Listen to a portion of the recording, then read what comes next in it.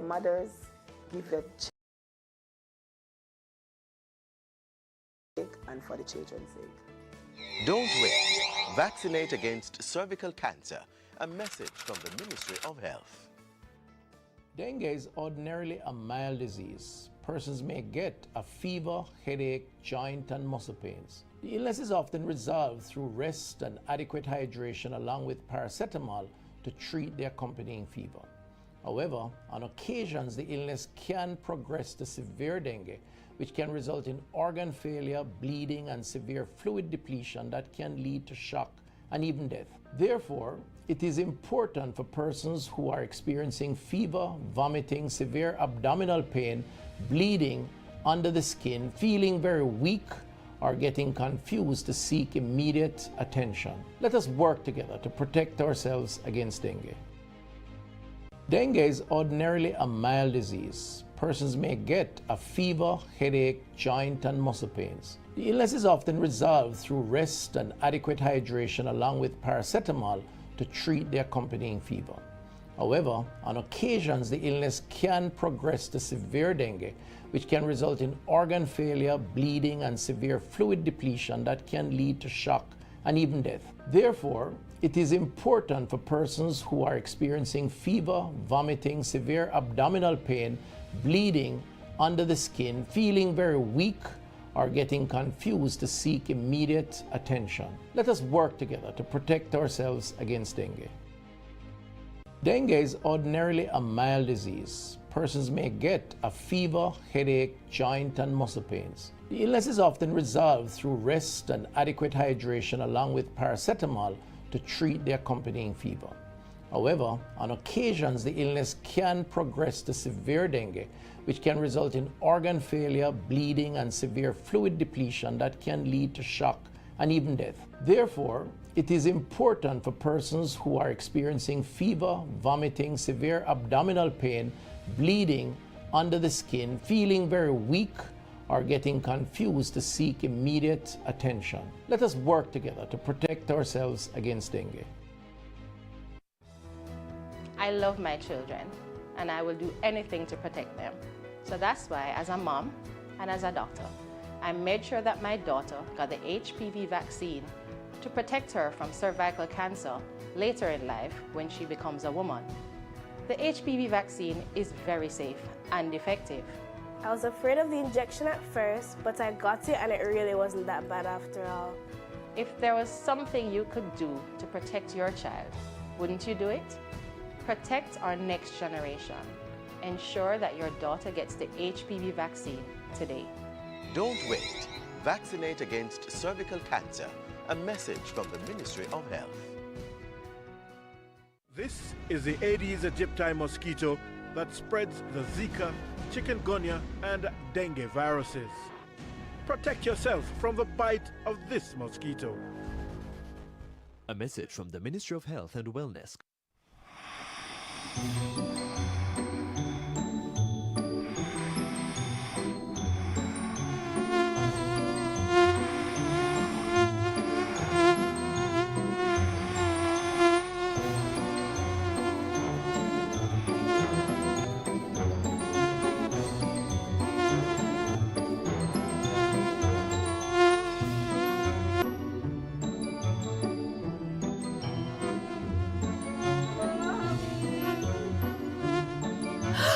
Mosquitoes carry dengue, but you can protect your family. Step 1. Use mosquito nets, especially at nights. Step 2. Install mesh on doors and windows to keep mosquitoes out. Step 3. Apply mosquito repellent to exposed skin. Stay safe. Stay protected. Prevent dengue today. A message from the Ministry of Health and Wellness and PAHO. Do you recognize the signs of dengue? Look out for these symptoms: high fever, severe headaches, joint and muscle pain, skin rash, nausea, and pain behind the eyes. If you experience these symptoms, rest, stay hydrated, and take paracetamol for pain relief. If symptoms persist beyond 3 days or worsen, such as persistent vomiting, severe abdominal pain, or difficulty breathing, seek medical attention immediately. Early treatment can save lives. Know the signs, Act fast. Together we can beat dengue. This message is brought to you by the Ministry of Health and Wellness and PAHO. I want to see a Jamaica that is cervical cancer free. Cervical cancer is one of the leading causes of cancer in women in our nation, and I want this to stop. The HPV vaccine has been proven to be the most effective method to prevent cervical cancer. It is a safe vaccine, and it is best to give the vaccine to young girls before they've even been exposed to the HPV virus. So parents, I want to encourage you to let your daughters get the HPV vaccine. Let us protect our next generation against cervical cancer. Don't wait. Vaccinate against cervical cancer. A message from the Ministry of Health. I was first diagnosed with cervical cancer at age 33.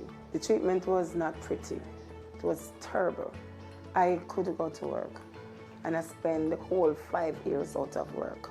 The pain, the struggle, I removed my womb. I thought, I'm finished with cancer. 2016, cancer come back. There's hope for your daughter. My experience don't have to be her experience. So mothers, give their children the vaccine. It will be good for your sake and for the children's sake. Don't wait. Vaccinate against cervical cancer. A message from the Ministry of Health.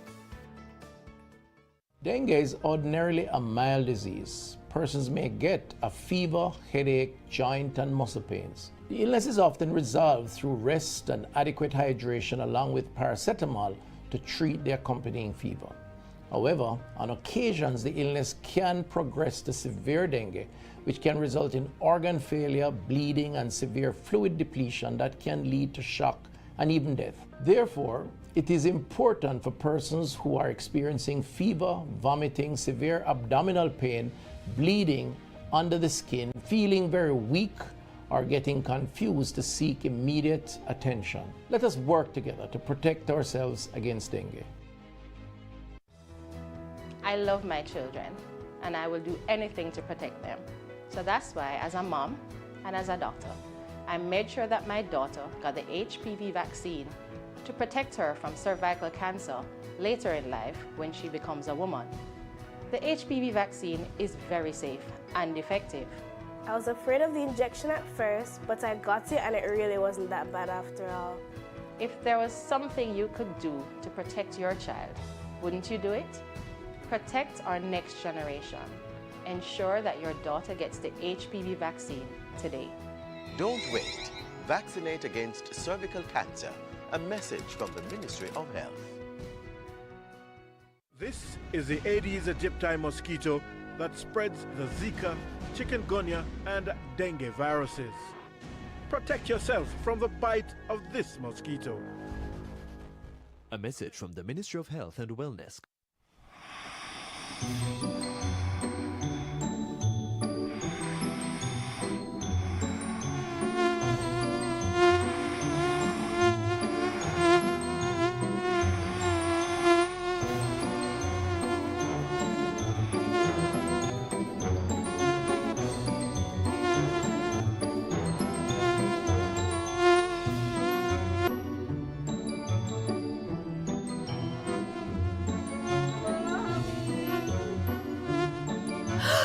Mosquitoes carry dengue, but you can protect your family. Step 1. Use mosquito nets, especially at nights. Step 2. Install mesh on doors and windows to keep mosquitoes out. Step 3. Apply mosquito repellent to exposed skin. Stay safe. Stay protected. Prevent dengue today. A message from the Ministry of Health and Wellness and PAHO. Do you recognize the signs of dengue?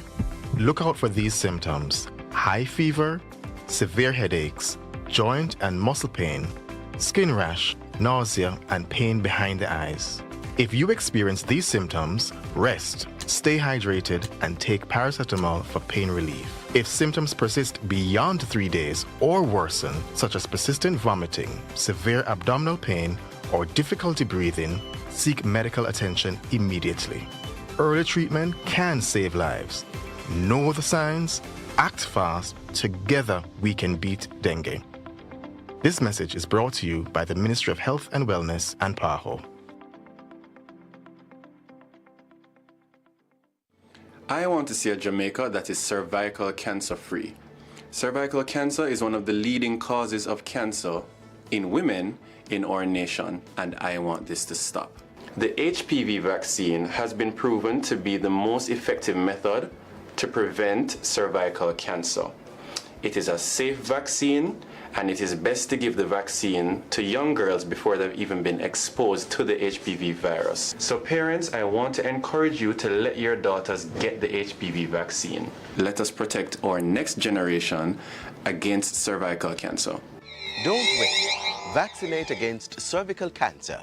A message from the Ministry of Health.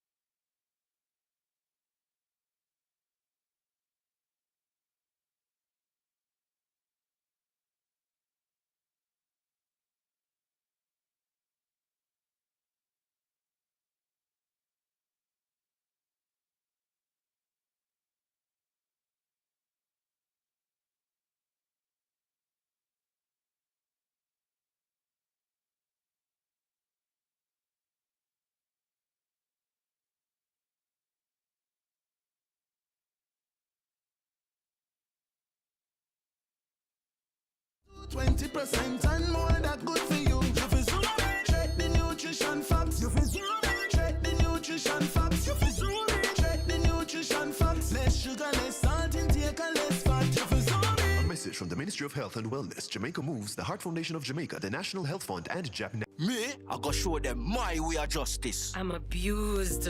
I need legal advice. I don't deserve this. The truth of the matter is, justice there for all of we. The Ministry of Justice has trained more than 5,600 persons in restorative justice practices. More than 200,000 victims have been supported by the victim services. Legal aid has reached thousands island-wide. Make we talk it out, not fight it out. Call 888 Justice today. Motorists, as Minister of Justice, I appeal to you, obey the road code, pay your ticket on time, and only go to court if the ticket is being contested.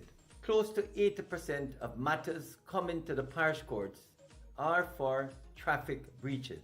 Let's work together to make our roads safe and ease the burden on our courts. Most major illnesses that affect Jamaicans are caused by unhealthy lifestyles. Over 50% of Jamaicans are overweight. 1 in 3 Jamaicans has high blood pressure. 1 in 8 Jamaicans has diabetes. 17% of Jamaicans have high cholesterol. A healthy lifestyle can reduce the risk of most of these diseases. Things like regular exercise and adequate rest can play an important role in maintaining good health. The other major consideration is eating healthy. The question is, how do you walk into a restaurant or fast food outlet and identify the healthier menu items? Better For You is an initiative to help Jamaicans to eat healthier. Restaurants and fast food outlets can voluntarily participate by identifying the items on their menu that meet the food-based dietary guidelines for Jamaica.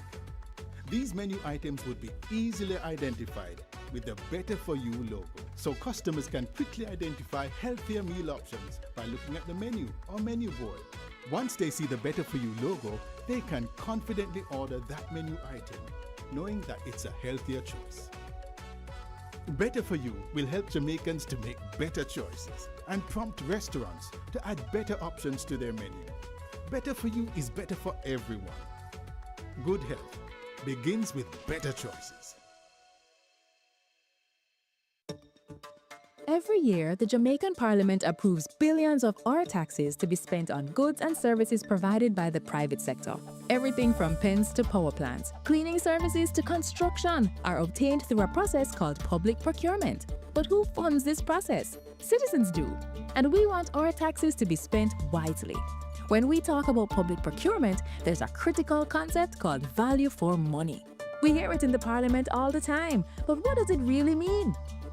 Some think value for money means choosing the cheapest option, but it's more than that. For example, a community needs a new bridge, and the government receives bids from 3 companies.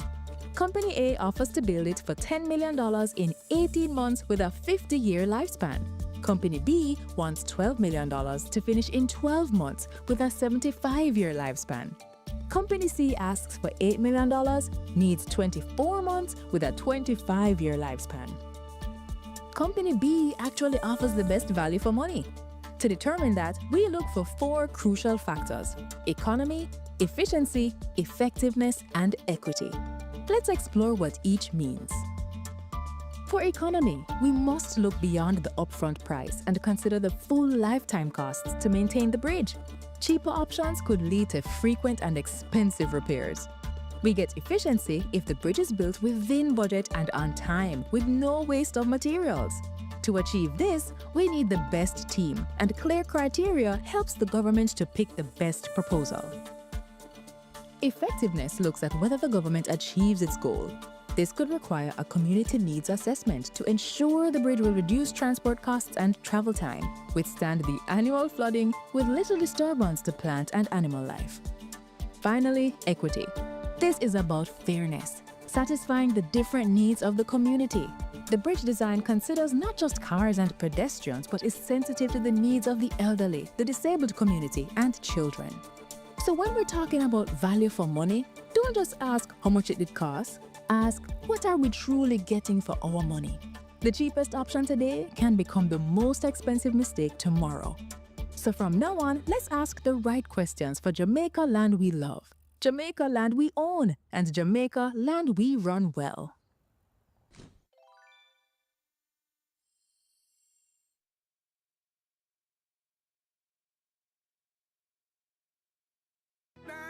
Na, na, na, na. We want a piece for Jamaica. Yeah, yeah. We have to be our brother's keeper. Yeah, yeah. Jamaica live good, yeah. I make we enjoy life. Want we feel safe at night. Jamaica live good. I better you and I. No say we future bright. Jamaica live good. Come together as one. I make the violence the world.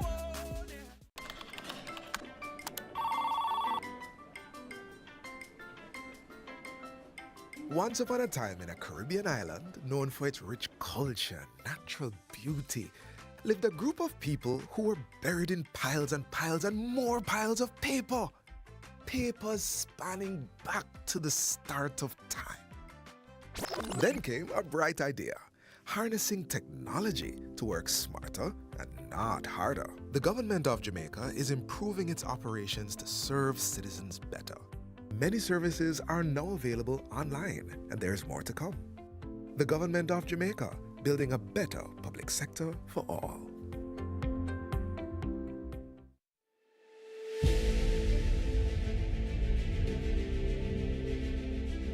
Are you an entrepreneur producing an excellent Jamaican product or service? Did you know you can earn hard currency and more significant returns by exporting? Contact the Ministry of Industry, Investment and Commerce to help propel your business along the export lane. Everything you can produce, the Jamaicans overseas want it. We're not going to get rich by just bringing down the debt. We're going to get rich by exporting a lot more. So grow exports, create job opportunities, drive economic growth through exports to make Jamaica a richer and much more prosperous country.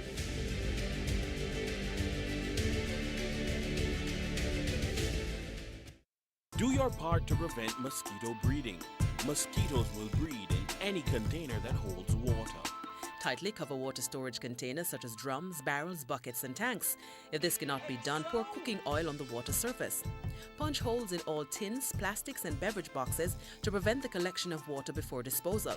Cover all tires or fill with dirt to prevent water collection. Scrub all vases once per week to remove mosquito eggs. Use mosquito repellents to protect yourself from mosquito bites. Dispose of garbage properly by placing in plastic bags and securing properly to prevent water collection. A message from the Ministry of Health and Wellness. Dengue is ordinarily a mild disease. Persons may get a fever, headache, joint and muscle pains. The illness is often resolved through rest and adequate hydration along with paracetamol to treat the accompanying fever. However, on occasions the illness can progress to severe dengue, which can result in organ failure, bleeding and severe fluid depletion that can lead to shock and even death. Therefore, it is important for persons who are experiencing fever, vomiting, severe abdominal pain, bleeding under the skin, feeling very weak, or getting confused to seek immediate attention. Let us work together to protect ourselves against dengue. Recognize the signs of dengue? Look out for these symptoms: high fever, severe headaches, joint and muscle pain, skin rash, nausea, and pain behind the eyes. If you experience these symptoms, rest, stay hydrated, and take paracetamol for pain relief. If symptoms persist beyond 3 days or worsen, such as persistent vomiting, severe abdominal pain, or difficulty breathing, seek medical attention immediately. Early treatment can save lives. Know the signs, act fast, together we can beat dengue. This message is brought to you by the Ministry of Health and Wellness and PAHO. I want to see a Jamaica that is cervical cancer free. Cervical cancer is one of the leading causes of cancer in women in our nation, and I want this to stop.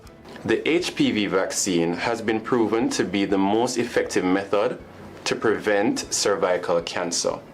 It is a safe vaccine, and it is best to give the vaccine to young girls before they've even been exposed to the HPV virus. So parents, I want to encourage you to let your daughters get the HPV vaccine. Let us protect our next generation against cervical cancer.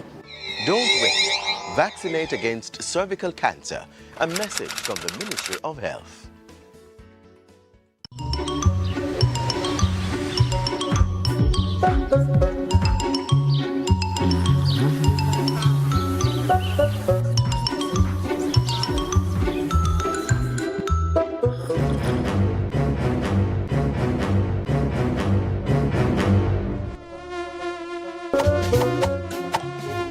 Did you know?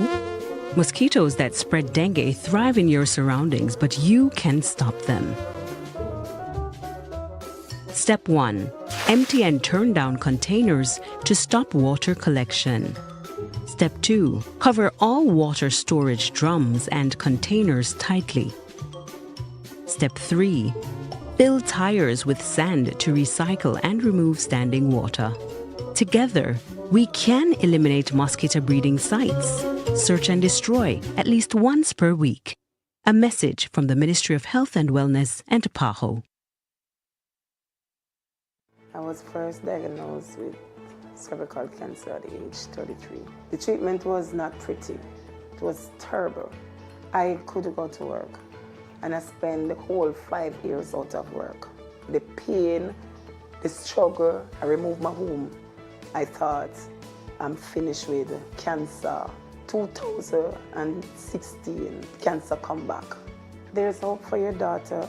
My experience don't have to be her experience. So mothers, give their children the vaccine. It will be good for your sake and for the children's sake.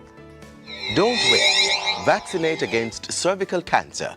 A message from the Ministry of Health.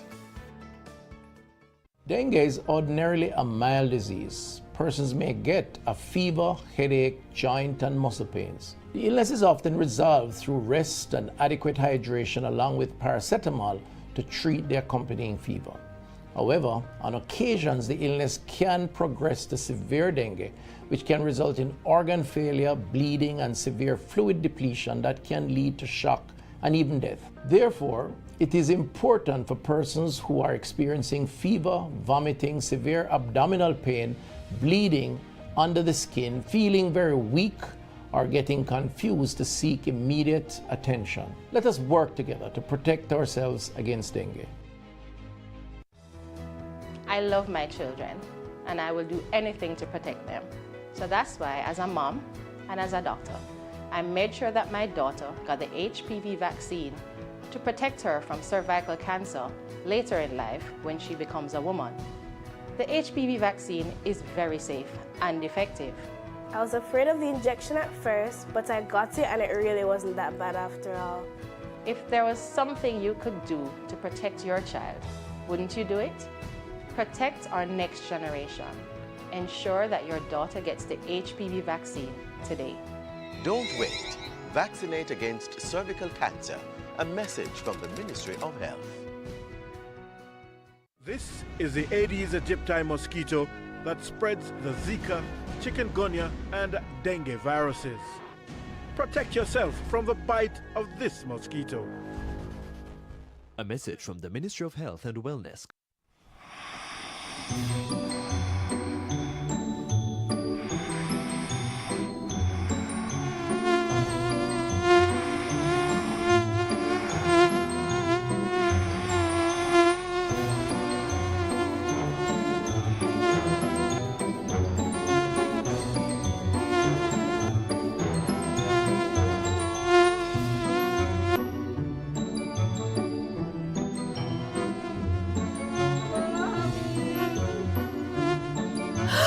Mosquitoes carry dengue, but you can protect your family. Step 1. Use mosquito nets, especially at nights. Step 2. Install mesh on doors and windows to keep mosquitoes out.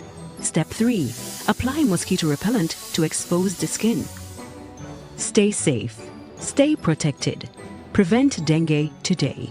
A message from the Ministry of Health and Wellness and PAHO. Do you recognize the signs of dengue? Look out for these symptoms: high fever, severe headaches, joint and muscle pain, skin rash, nausea, and pain behind the eyes. If you experience these symptoms, rest, stay hydrated, and take paracetamol for pain relief. If symptoms persist beyond 3 days or worsen, such as persistent vomiting, severe abdominal pain, or difficulty breathing, seek medical attention immediately. Early treatment can save lives. Know the signs, act fast, together we can beat dengue. This message is brought to you by the Ministry of Health and Wellness and PAHO. I want to see a Jamaica that is cervical cancer free. Cervical cancer is one of the leading causes of cancer in women in our nation, and I want this to stop. The HPV vaccine has been proven to be the most effective method to prevent cervical cancer. It is a safe vaccine, and it is best to give the vaccine to young girls before they've even been exposed to the HPV virus. So parents, I want to encourage you to let your daughters get the HPV vaccine. Let us protect our next generation against cervical cancer. Don't wait. Vaccinate against cervical cancer. A message from the Ministry of Health.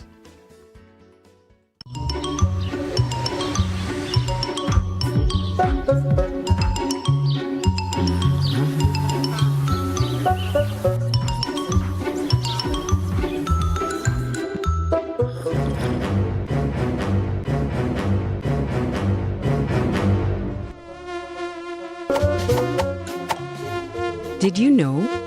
Mosquitoes that spread dengue thrive in your surroundings, but you can stop them. Step 1. Empty and turn down containers to stop water collection. Step 2. Cover all water storage drums and containers tightly. Step 3.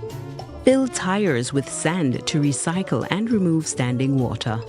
Together, we can eliminate mosquito breeding sites. Search and destroy at least once per week. A message from the Ministry of Health and Wellness and PAHO. I was first diagnosed with cervical cancer at age 33. The treatment was not pretty. It was terrible. I couldn't go to work, and I spent the whole 5 years out of work. The pain, the struggle, I removed my womb. I thought, I'm finished with cancer. 2016, cancer come back. There's hope for your daughter. My experience don't have to be her experience. So mothers, give your children the vaccine. It will be good for your sake and for the children's sake. Don't wait. Vaccinate against cervical cancer. A message from the Ministry of Health. Jamaica Eye is part of an island-wide network of camera surveillance systems designed to increase the safety of you, our citizens. If you have a camera system outside your home or office facing a public space, log on to jamaicaeye.gov.jm today. Jamaica Eye, we're all connected. The Ministry of National Security, creating a safer and prosperous Jamaica. Hey, just a reminder, your mental health is just as important as your physical health. If you're feeling overwhelmed, try talking to a trusted friend or family member. You don't have to go through it alone. Sometimes sharing your feelings can make a big difference. If you need more support, don't hesitate to reach out to the Health and Wellness Ministry's Suicide Prevention Helpline at 888 New Life. That's 888-639-5433. Remember, it's okay to ask for help. Your feelings matter, and there are people ready to listen. Take care of yourself. You deserve it.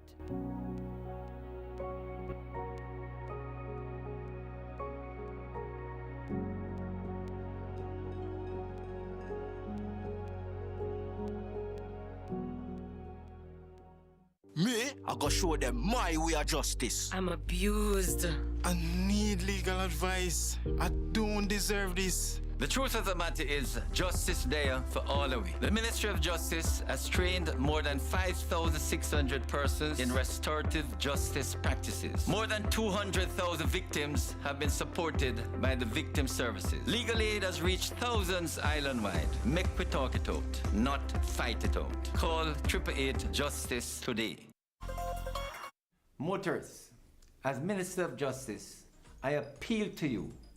Obey the road code, pay your ticket on time, and only go to court if the ticket is being contested.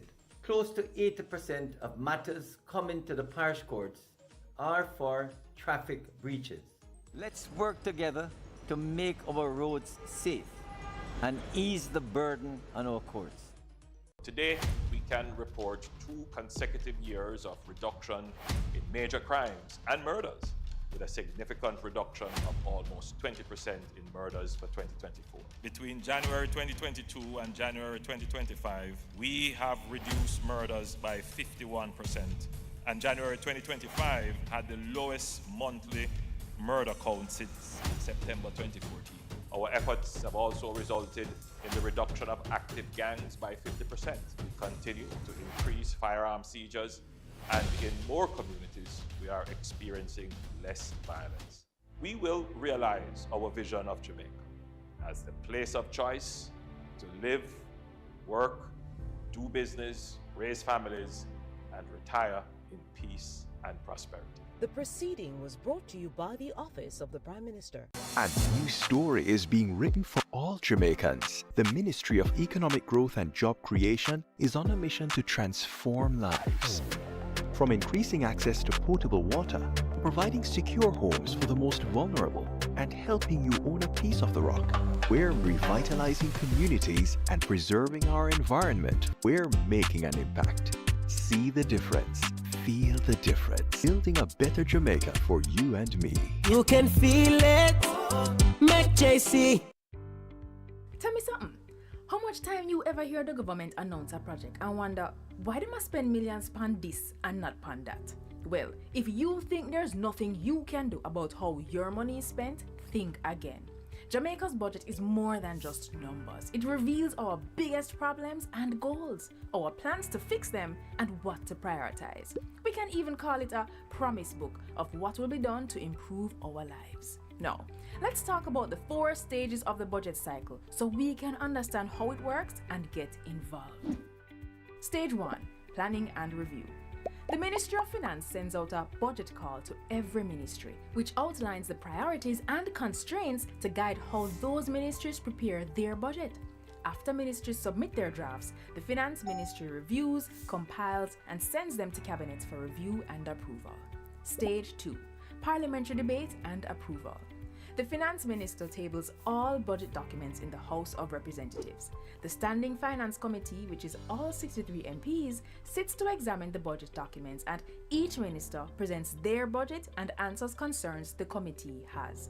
The committee's report is then tabled in the House, followed by the estimated expenditure, which is tabled as legislation, called the Appropriations Bill. That's right, the budget of Jamaica is law. The budget debate formally opens. We have presentations from the Minister of Finance, the Prime Minister, Opposition Leader, and the Shadow Finance Minister. After their presentations, our MPs vote for or against approval. Like all legislation, it goes to the Senate for their approval and then to the Governor General for his royal assent. No later than March 31st, end of the financial year. Stage 3. Implementation.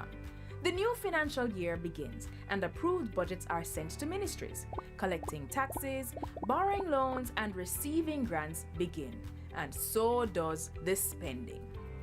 Stage 4. Budget oversight. Now, this is where citizens don't need permission to get involved. Throughout the year, operations and spending are assessed by internal auditors and the Auditor General's department that makes sure public entities are compliant with laws and that their financial reports are accurate. All Auditor General reports are submitted to our Parliament's Public Accounts Committee for review and cross-examination of public officials. The Ministry of Finance, Integrity Commission, and MOHW also monitor government spending to guard against poor financial management and corruption. It is our job to review these reports, check the findings in the newspaper, and look up if breaches are fixed at jampja.org. If not, ask your MP what he or she has done to ensure public officials are held to account. No more 9-day wonders. So, did the government follow through on their spending and investment promises last year? What promises will next year's budget have? How will they affect you, and how can you ensure that you get what is promised? For access to the national budget, check out JAMP's easy digital version and contact info for your MP at jampja.org. Then link your MP and see what progress is being made throughout the entire budget cycle. Support JAMP. Let's do our job to make Jamaica land we love, Jamaica land we own, and Jamaica land we run well. A message from the Jamaica Accountability Meter Portal, funded by the European Union in partnership with the Private Sector Organization of Jamaica. Zoom in on the nutrition facts. It there in the table on the side or the back. You fi check out the servings, just do the maths. Not taking too much, finger below the facts. Zoom in on the nutrition facts. It there in the table on the side or the back. Take note of the sodium, the sugars, and the fats. 5% or less in the on the right track. You fi zoom in on the nutrition facts. It there in the table on the side or the back. Vitamins, minerals, and vitamin 2, 20% and more. That good for you. You fi zoom in. Check the nutrition facts. You fi zoom in. Check the nutrition facts. You fi zoom in. Check the nutrition facts. Less sugar, less salt intake, and less fat. You fi zoom in. A message from the Ministry of Health and Wellness, Jamaica Moves, the Heart Foundation of Jamaica, the National Health Fund, and JAP. Today, we can report 2 consecutive years of reduction in major crimes and murders, with a significant reduction of almost 20% in murders for 2024. Between January 2022 and January 2025, we have reduced murders by 51%, and January 2025 had the lowest monthly murder count since September 2014. Our efforts have also resulted in the reduction of active gangs by 50%. We continue to increase firearm seizures, and in more communities, we are experiencing less violence. We will realize our vision of Jamaica as the place of choice to live, work, do business, raise families, and retire in peace and prosperity. The proceeding was brought to you by the Office of the Prime Minister. Me, I go show them my way of justice. I'm abused. I need legal advice. I don't deserve this. The truth of the matter is, justice there for all of we. The Ministry of Justice has trained more than 5,600 persons in restorative justice practices. More than 200,000 victims have been supported by the victim services. Legal aid has reached thousands island-wide. Make we talk it out, not fight it out. Call 888 Justice today. Motorists, as Minister of Justice, I appeal to you, obey the road code, pay your ticket on time, and only go to court if the ticket is being contested. Close to 80% of matters coming to the parish courts are for traffic breaches. Let's work together to make our roads safe and ease the burden on our courts. Most major illnesses that affect Jamaicans are caused by unhealthy lifestyles. Over 50% of Jamaicans are overweight. 1 in 3 Jamaicans has high blood pressure. 1 in 8 Jamaicans has diabetes. 17% of Jamaicans have high cholesterol. A healthy lifestyle can reduce the risk of most of these diseases. Things like regular exercise and adequate rest can play an important role in maintaining good health. The other major consideration is eating healthy. The question is, how do you walk into a restaurant or fast food outlet and identify the healthier menu items? Better For You is an initiative to help Jamaicans to eat healthier. Restaurants and fast food outlets can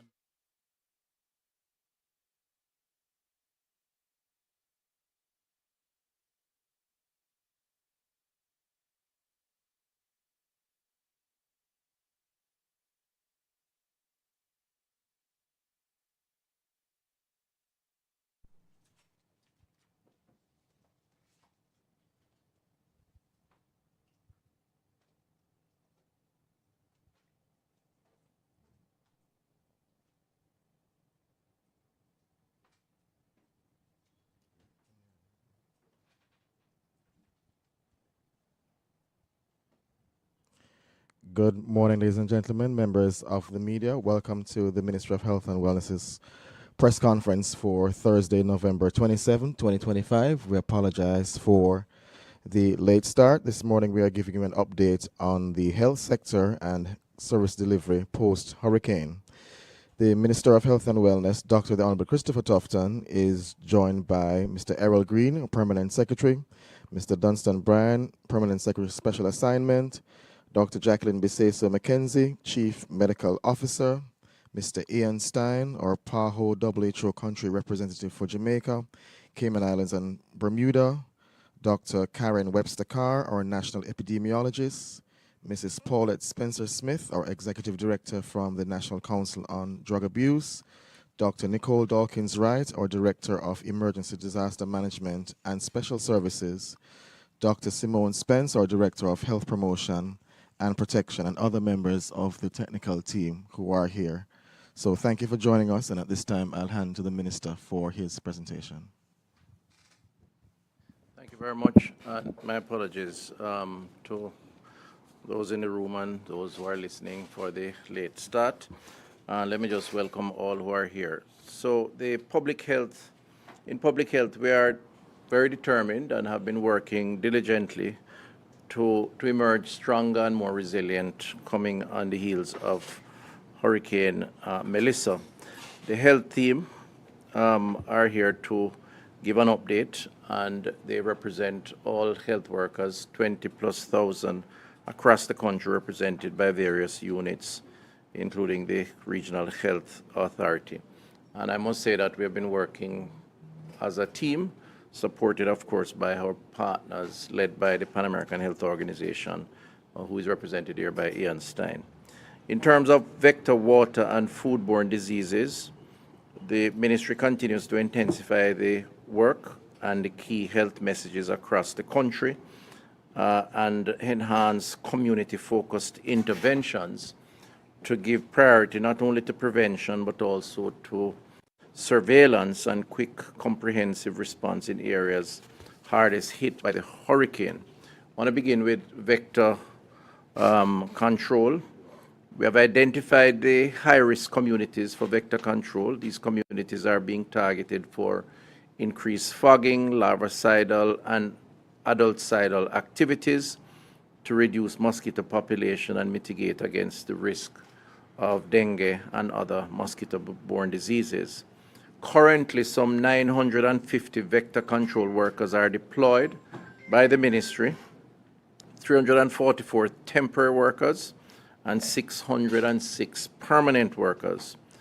The ministry also provided the most affected parishes with equipment and machinery to bolster the response. So these include some 13 thermal foggers, 8 ULV machines, 15 drums of insecticides, 70 boxes of larvicides, and also spray pumps. So just an example of the deployment, the equipment, and some additional support to the effort at vector control. The target for November was to visit and conduct larvicidal and fogging in some 500 communities.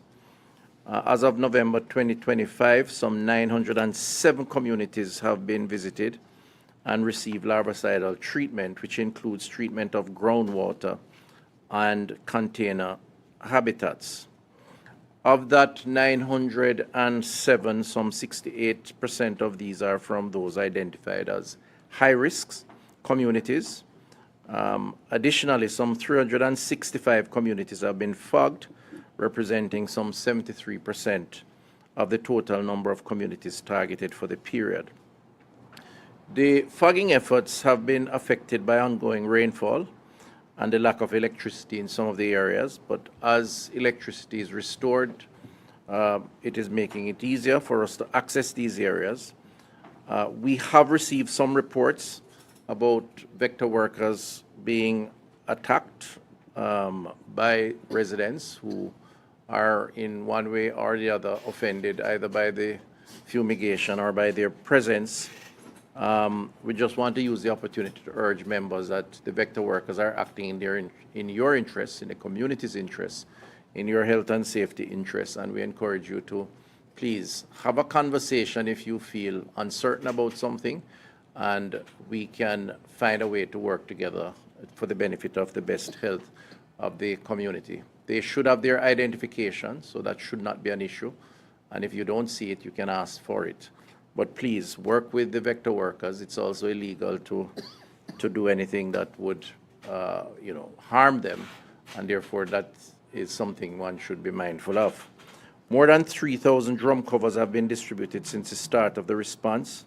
5,000 are being procured by UNICEF, 1,500 others to be received from Food for the Poor, and Food for the Poor has already donated some 1,000 covers. The ministry has also distributed 1,000 mosquito repellents in affected parishes. So we have targeted the areas that are most at risk and are doing very specific interventions as outlined on your screen and in this narrative that I'm speaking to.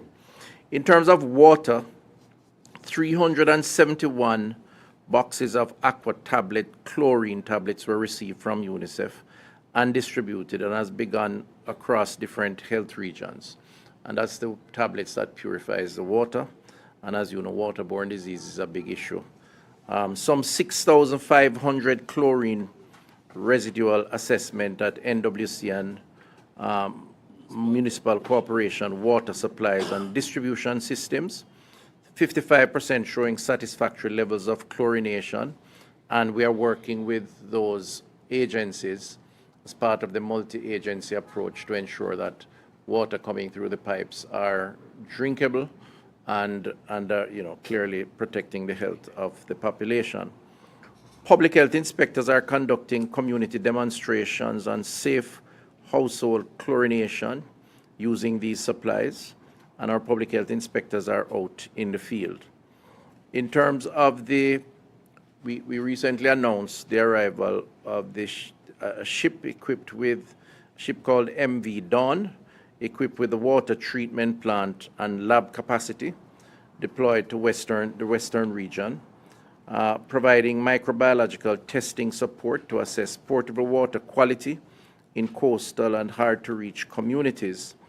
The ship departed on November 19th, but the Great River and Logwood water supplies are back in operation, working with NWC, and they have provided us with the information, serving areas previously supplied by the ship. So it's an indication that we're gradually restoring normality. Residual chlorine testing and bacteriological monitoring are being intensified in high-risk parishes to ensure water safety. In terms of excreta, local health departments continue to assess the excreta or toilet facilities, primarily within affected communities. These facilities include sewage treatment plants, water closets, pit latrines, and communal facilities. Special attention is being paid to communities impacted by flooding, resulted in damage to excreta disposal systems. So in the two most affected regions, there are some 142 sewage treatment plants, 93 or 65% of which are operational. And we, again, continue to work with the relevant authorities to ensure that these facilities are functional, and to the extent that they may not be, that they are not a source of contamination in any way to the population, protecting those communities where they are located or where they service. I want to just indicate that in terms of this area of water-borne and foodborne illnesses and vector-related risks, that we have been managing the leptospirosis outbreak declared last week. Our epidemiologist is here and she can comment more on this. But I want to just indicate that our discussion or narrative around this particular issue is intended to provide the necessary advisory to protect Jamaicans and to heighten the levels of alertness. We are mindful that that can easily be understood as panic, and we would like to discourage that. And sometimes the headlines does project a sense of the need to panic. This is not what our intentions are. We're also mindful that we are a country that has an obligation to both the local population, but also, importantly, in a big tourism space, we also have an obligation to our visiting visitors and tourism interests. I just want to say that we are working very closely with the tourism sector. We have discerned no great risk in terms of the facilities that cater to tourists, whether it's the hotels, which themselves are doing some rehabilitation as we speak because of the impact of the hurricane. And we work closely with them, as well as the certified attractions that cater to tours and visitors. We work closely with those entities too. And there is a certification process that is required and that is given in conjunction with health. And so, we are not giving an advisory to discourage tourism or visitors. We are just placing all on alert and are particularly focused on the vulnerable communities. Those communities, of course, we have identified and where we are collaborating in terms of our operations, NSWMA and others, as part of the cleanup of solid waste and, of course, treating with water to avoid or minimize the risk of waterborne diseases, including leptospirosis. So I just want to make that clear, and we will continue to work with the relevant stakeholders, including the tourism interests, to ensure that visitors are safe when they visit our shores. In terms of pharmaceuticals, the mobile units of the National Health Fund, an agency of the Ministry of Health and Wellness, has processed some 3,000 prescriptions across 60 hard-to-reach communities in the West since November 1. And these efforts are ongoing. So the National Health Fund has been out there, and some 3,000 prescriptions have been served. Today, Thursday, November 24th, the mobile service will be in Cambridge, in St. James, Bluefields, Westmoreland, and Prospect and Magotty in St. Elizabeth. Island-wide, drug-serve pharmacy operations continue at 90% of facilities which were not impacted by the storm. Up to Monday, November 24th, the number of prescriptions processed was up to 196,000. And so the NHF is out there. They're providing their regular services, and where they are hampered by the impact of the storm, mobile units are dispatched in communities to serve the population. I want to turn quickly to hospital status. Black River Hospital in St. Elizabeth is being supported by a field hospital that was announced earlier by the NGO Samaritan's Purse in conjunction with the staff at the facility. The facility is a Tier 2 field hospital established on the grounds of the Black River High School. One operating suite and the ability to perform emergency general and orthopedic surgery. 13 patient beds allowing for inpatient hospitalization for up to 7 days, which is the average stay for patients. A functional emergency unit with the capacity for resuscitation and stabilization of critically injured patients before potential transfer to high-level facilities. And essential diagnostic units are also included, such as X-ray machine, basic lab services, often with blood transfusion capacity.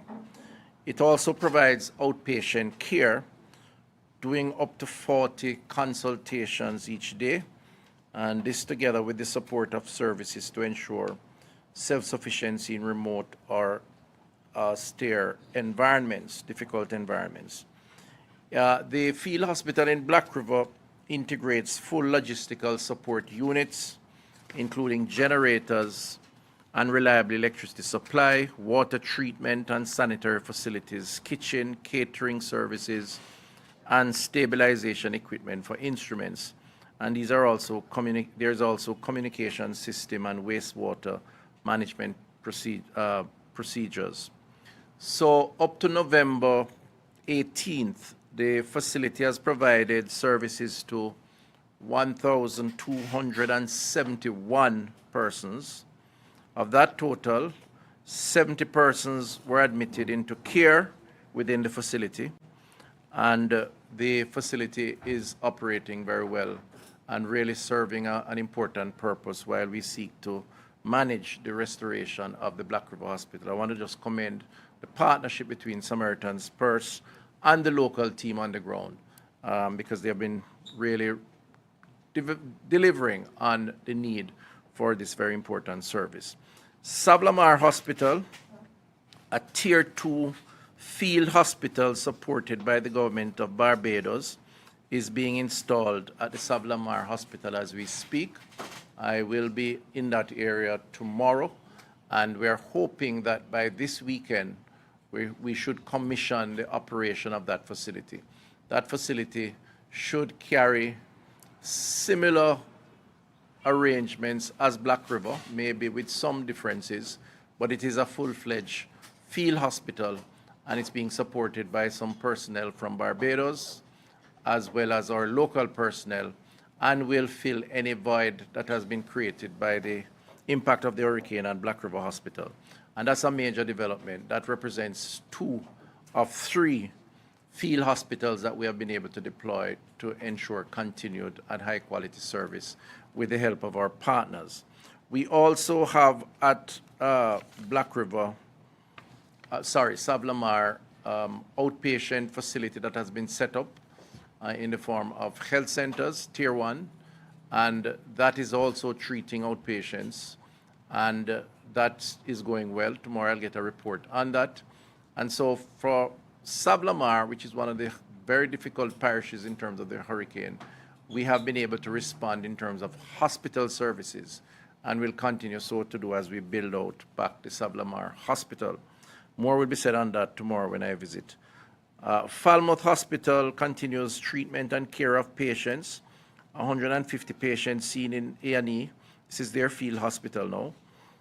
Between October 29th and November 19th, Tier 2 field hospital has been established on the grounds of the facility with the support of the Spanish government, and the facility is commissioned on November 6th and started offering services on the 12th, and since that time has served some 284 patients.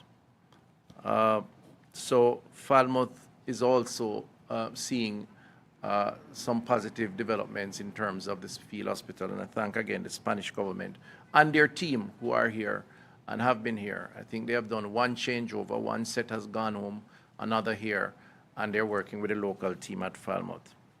And then Noel Homes, that hospital continues to provide services to the community. Some 933 patients seen in the A&E since the passage of the hurricane up to November 25th. And there are some developments at Noel Homes in terms of a Tier 1 facility. I will visit there tomorrow, and the staff is working with the NGOs that are there, and we are able to service our patients. The Cornwall Regional Hospital has returned most of its services to basic operation, with more than 550 patients with kidney issues being dialyzed, 263 patients receiving radiotherapy, that's cancer treatment, and a Tier 1 field hospital with a space of 100 beds. I think we need to clarify the Tier 1 field with 100 beds. I believe it is a ward, Ian, not a Tier 1. Tier 1 is the facility that brings the operating theater, the lab services. What we'll be doing at Cornwall, we're close to concluding on this, is to essentially install a dome-type structure with all the support of airflow and otherwise for 100 beds at least. I understand it could be a little more than that. That will address the concerns of bed space, but the technical services will remain in the main buildings of Cornwall, and more will be said on that in terms of the efforts. That facility will be commissioned soon, and you'll hear more of that. I raised the issue of hospitals in this more extensive briefing on discussions of recovery to say that our hospitals are at a place where they can treat Jamaicans or non-Jamaicans who need service. They can treat Jamaicans who need emergency services, and we are indeed restoring the ongoing services of outpatient support at these facilities. We have been able to mount, with the commissioning of SAV, Lamar, 3 field hospitals. And, you know, the concerns have been raised as to how ready we were and how prepared we were. The truth is, in 3 weeks, is it 3 or 4 weeks now?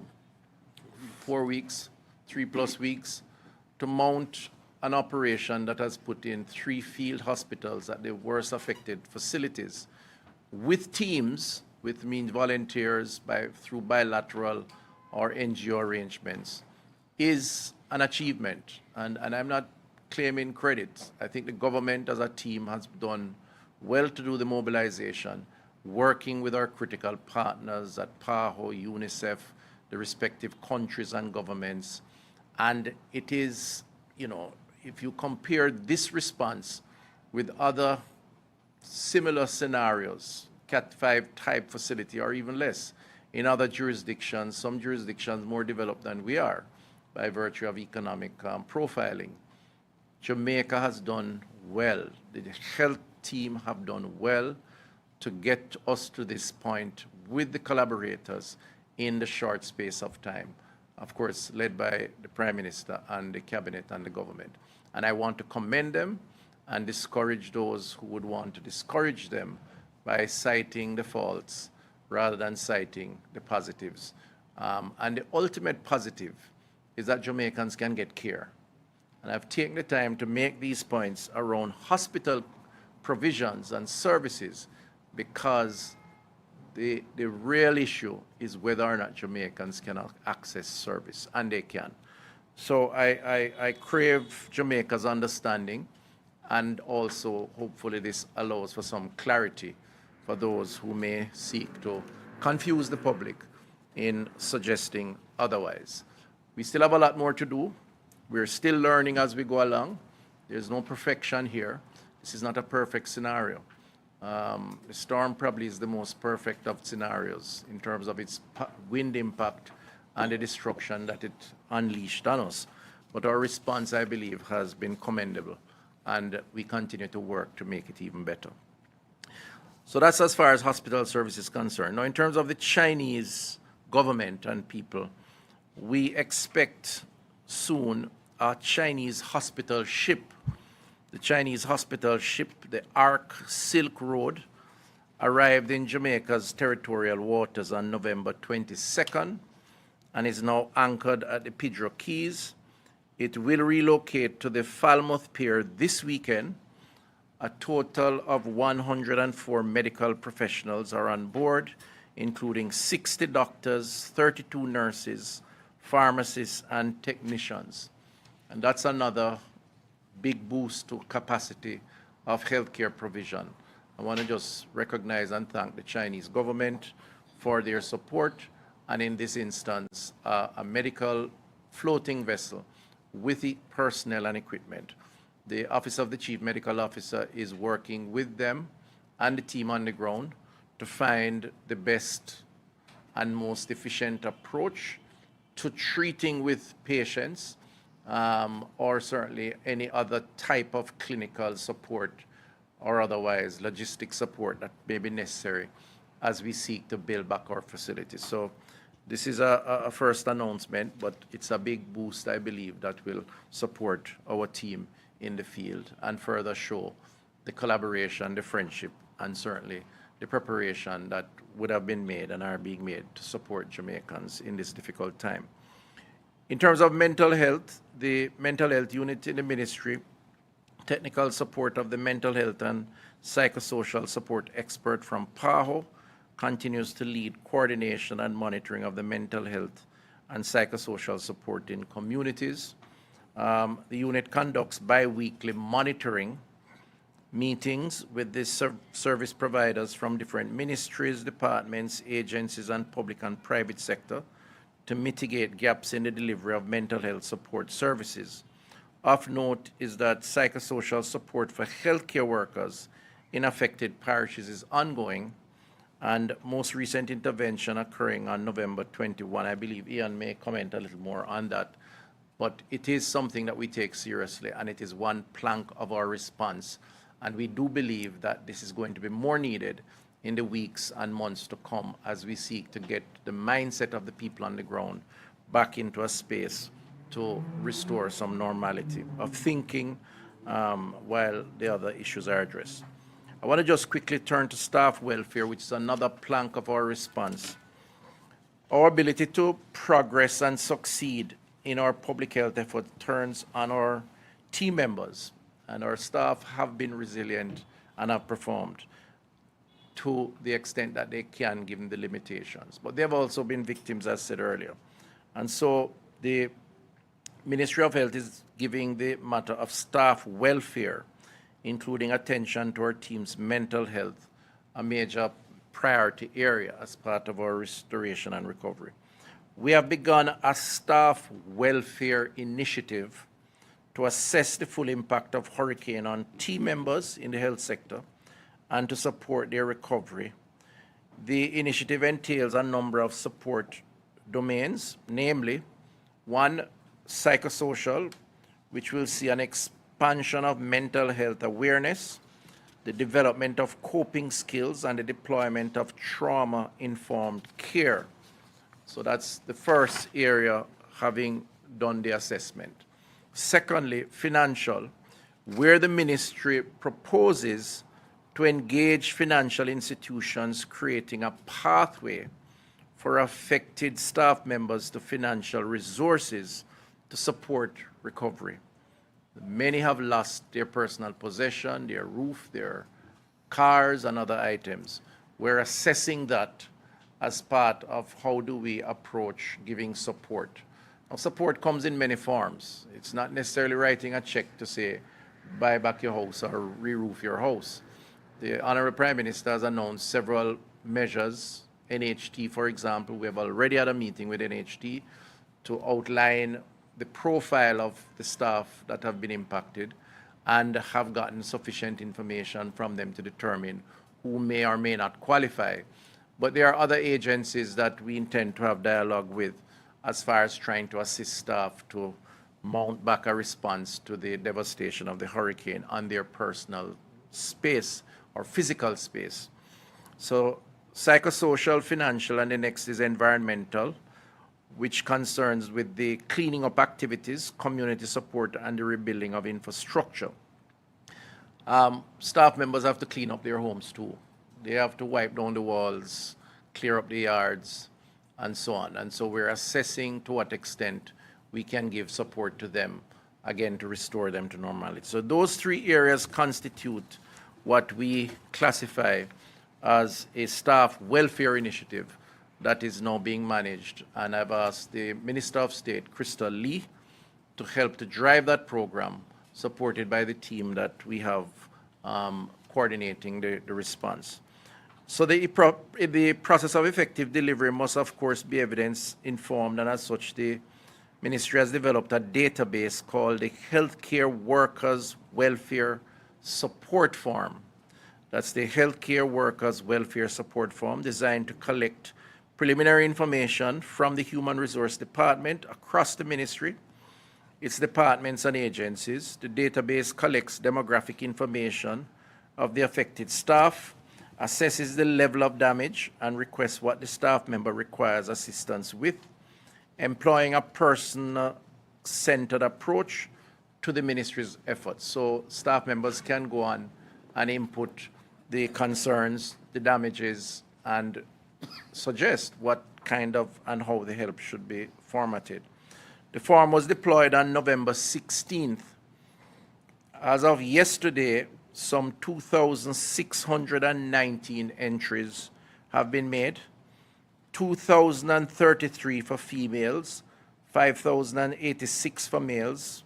These are persons who have come online and filled out the forms expressing their areas of damage and concern. The majority of staff affected range from 26 to 33 years. It should be noted that 518 individuals were not collected, as communication remains a challenge across some of these areas. So given the access to communication channels, we are trying to address another approach to get that information. The Western Regional Health accounts for the majority of persons impacted by the hurricane, some 1,512, followed by Southern Region, 579, and Northeast Region, 328, and the Southeast Region, 171. The Corporate Office and the National Council on Drug Abuse saw the least number of staff impacted, 15 and 14 respectively. So the affected staff span 54 facilities. Those are the highest count of affected staff are Cornwall Regional Hospital, St. Elizabeth Parish Health Department, Savlamar Hospital, St. James Parish Health Department, Noel Holmes Hospital, and Black River Hospital. We are therefore seeking on a separate stream to manage the information that comes in and to see how we can give appropriate attention to our healthcare workers. And this ranges from the consultant to the porter, right across the board. And this is important for us because our staff makes everything happen. And Jamaica depends on them. The patients depend on them. And so we're going to do what is necessary to ensure that they get appropriate attention. So I think the key to all of this is to say that we have a plan. We are working that plan. We are dealing with the emergencies in the first phase. getting hospitals back up, focusing on reaching people in communities that are inaccessible or difficult to reach, addressing the concerns that are health risk, environmental, water, food, seeing results in that regard, and ensuring that our staff members are back up similarly as they seek to do the work. Those efforts are going to continue. We are in phase 1 of a 3-phase approach, which we will speak to maybe on another occasion. And this phase 1 for us is going fairly well. We're trying to account for everyone, patients and staff and facilities. And it is now, with time, we will see further updates in terms of the progress that we're making. I think at this point, Stephen, should I welcome Dr. Karen Webster-Carr on the epidemiology report? Thank you.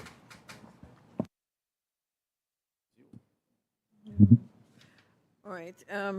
Morning, everyone. So we're going to have three different presentations. Dr. Webster-Carr is going to give the epidemiological report, and I'm going to touch a little bit on service delivery update, and then Mr. Stein is going to give us an update on the mental health support. So I'm going to hand over to Dr. Webster-Carr, and also for the mental health support, Mrs. Paulette Spencer-Smith from the National Council of Drug Abuse will also provide a report. So I'm going to hand over to Dr. Webster-Carr, who will give the epidemiological report. Thank you, CMO. Good morning, everyone. So in our epidemiological update, we're going to look at special conditions that we have been tracking over time. So the next slide would show the conditions that we will be looking at. So it will include leptospirosis, gastroenteritis, tetanus, and what the work we are doing in the shelters, part of our routine system and our enhanced surveillance system. So in summary, for leptospirosis, we have had some new results, and we were able to confirm 11 more cases based on positive PCR results, and we were able to discard 7 cases previously classified as suspected based on a negative PCR result. So at this time, on the 26th of November, we would have 90 cases total for 2025, 51 pre-Melissa and 39 post-Melissa. Of the 90 for 2025, 21 were confirmed, 3 pre-Melissa and 18 post. We have had 14 leptospirosis-related deaths, 6 of which have been confirmed. 4 pre-Melissa and 10 post-Melissa, with 6 confirmed cases all being from post-Melissa. With respect to the next slide, we will look at over time the number of cases. So to get us into context or to tell us where we are Epi week 48. So that week is blank now. So 47 will be the lowest recent bar, post-Melissa. So we have seen that increase that has happened post-Hurricane Melissa. Age and sex, from this slide you will see most affected persons are persons 20 to 29 and those 60 years and over. The deaths are all males, and males predominate with the cases and deaths, particularly in persons 20 to 29, followed by persons 60 years and older. The parishes that are affected, St. James continue to have the greatest number of cases.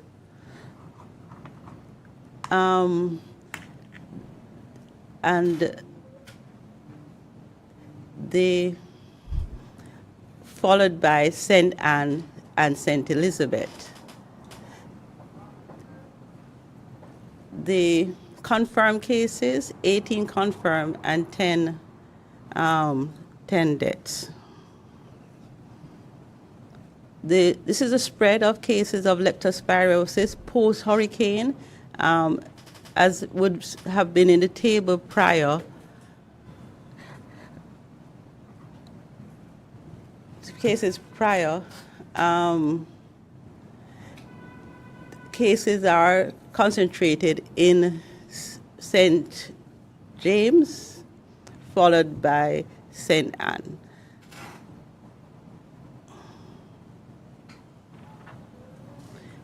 So let us move to dengue. For dengue, we continue to be in low activity.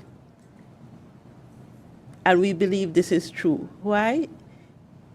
Up to today, we have gotten back 39 results of dengue, for dengue testing, all ranging from the 8th to the 18th of November. All of these were negative. So we are indeed low activity for dengue.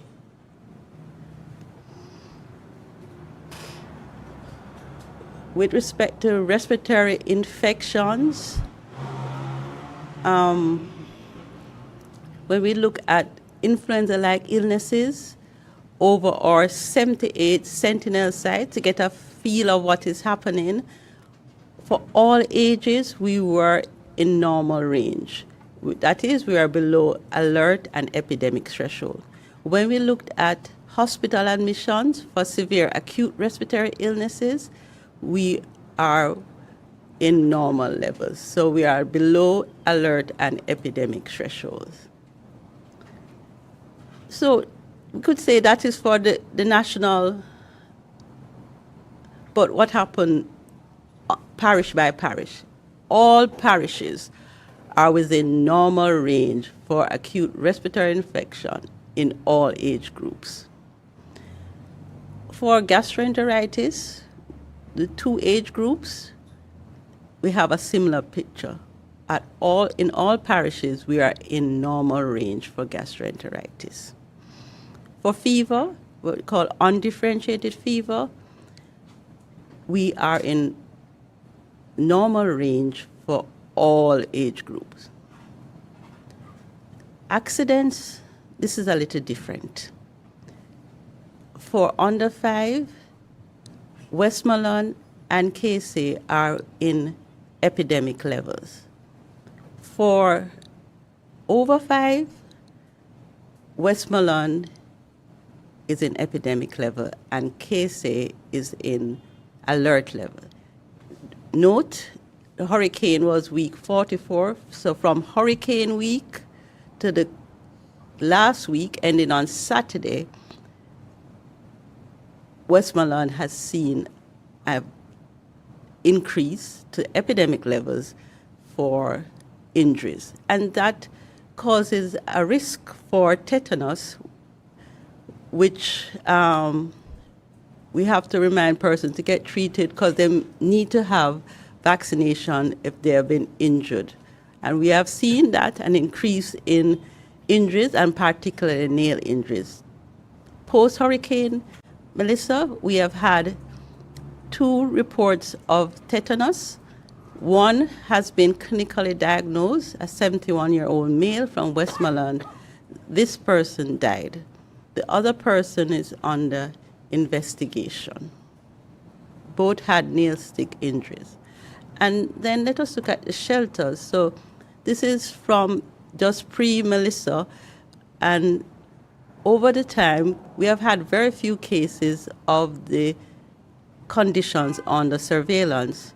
Particularly what we have been seeing is fever and cough.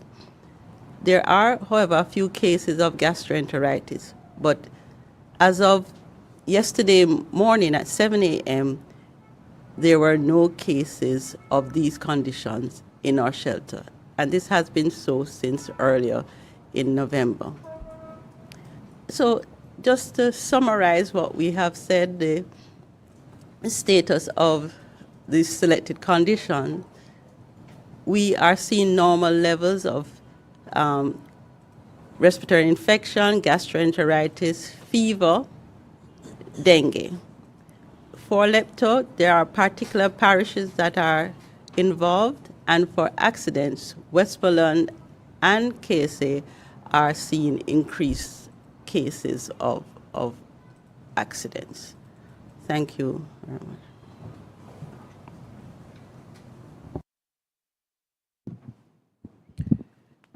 Thank you, Dr. Webster-Carr. So we're going to move into the next presentation looking at the continuation of essential health services. And after listening to Dr. Webster-Carr's presentation, we certainly see why it is that it's important for us to return to services as soon as possible. We go to the slides.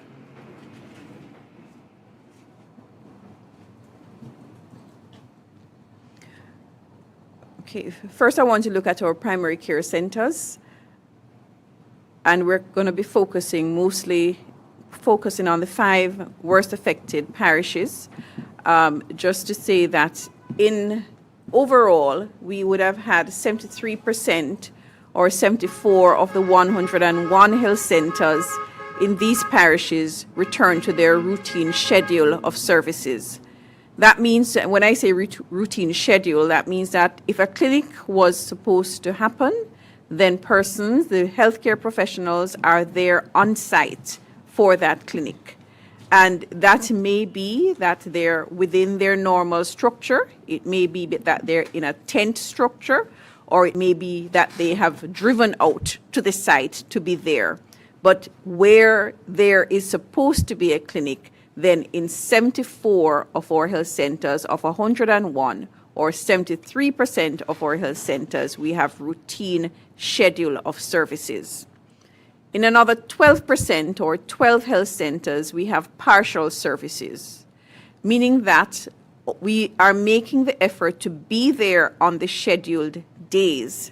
But on some days, we may actually join the clinics. So if we had maternal and child health services where we had antenatal care on a Tuesday, and then we had immunization on a Thursday, we may pull them together on one day and have that on a Wednesday.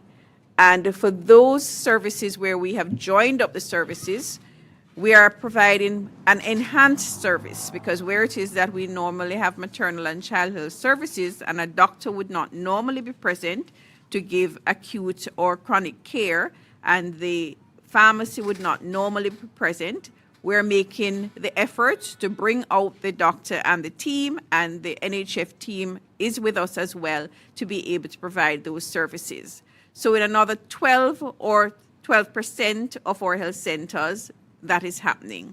We still have 15 health centers that are closed.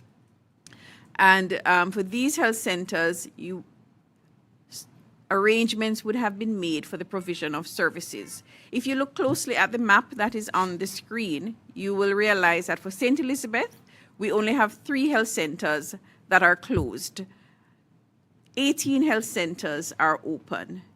In Westmoreland, we have none of our health centers are closed. We have 2 health centers, and that is St. Leonard's and Beeston Spring, where it is that we have not had the clinic that is scheduled as yet for the month. So, but we have none of our health centers in Westmoreland are down. And Westmoreland being the hardest hit parish, the health team has really made an effort to open up the health centers and to be there for the population so that they can have access to service. In Hanover, you will notice that we also have 3 health centers that are closed, and we are hoping that for this week, we will be able to get Ramble, have some services in Ramble, so that would reduce us to 2 of the health centers. The 2 health centers that are closed are the very small health centers, which is Montpelier and Nyeri, and those persons, the community health aides, are out directing them to where it is that they should have service. St. James is one of the parishes that we're having most of the health centers that are closed. The parish has been affected by quite a bit of flooding. And for this map, you will see 9 health centers closed in St. James, and this was as of Friday last week. By the end of this week, we are hoping that another 3 of these centers will be up offering full or partial services. So we are making progress there in St. James, and I'm going to look closer at St. James in the next slide. But for Trelawney, I want you to notice that all health centers are offering routine schedules in Trelawney. So persons need to ensure that they're coming out to get their service. The next slide, look closer at St. James to show where it is that persons are to go for services. For Goodwill and Lottery Health Centers, persons are being seen at Adelphi, and we also have home visits being done for some services. I cannot see some of the health centers, but for some of the other health, for Salt Spring Health Centers, persons are to go to Glen Devon and Mount Salem. And for Catherine Hall, persons are to go to Glen Devon Health Center. For Roehampton, the building is down, and the CHAs are out doing dressings and redirecting persons to the nearest clinic. And for Catadupa, we expect that Catadupa will be up this week to be able to offer services. Partial services are being offered at Mount Carey and at Cambridge. For the next health district, some of those services the health centers are closed, but we have our CHAs and the midwife is out in those clinics, because those clinics that are closed are pretty much maternal and child health services, and our midwife has been out in the field visiting the patients, and persons are being redirected to Maroon Town Health Center.